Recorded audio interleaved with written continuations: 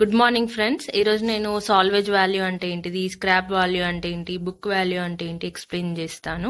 Salvage value అంటే ఏంటంటే the value of property without dismantling its end of useful life further utility of resale is called salvage value.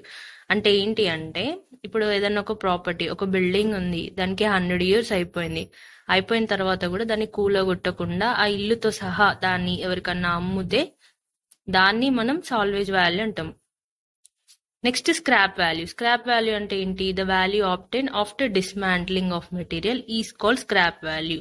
అంటే ఏంటి అంటే, ఒక property, ఒక building ని నేను కూలగొట్టిన తర్వాత దానిలోకి వెళ్ళి వచ్చే స్టీల్, టింబర్, కొన్ని వస్తువులను మనం అమ్ముకుంటే మనకు వచ్చే మనీని మనం స్క్రాప్ వాల్యూ అని అంటాం.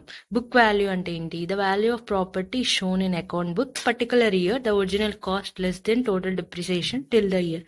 అంటే ఇప్పుడు ఒక బిల్డింగ్ ని ఈ ఇయర్ కొన్నప్పుడు దానికి సపోజ్ ఒక రేట్ ఉంది, దాన్ని నేను ఒక అకౌంట్ బుక్ లో రాస్తారు.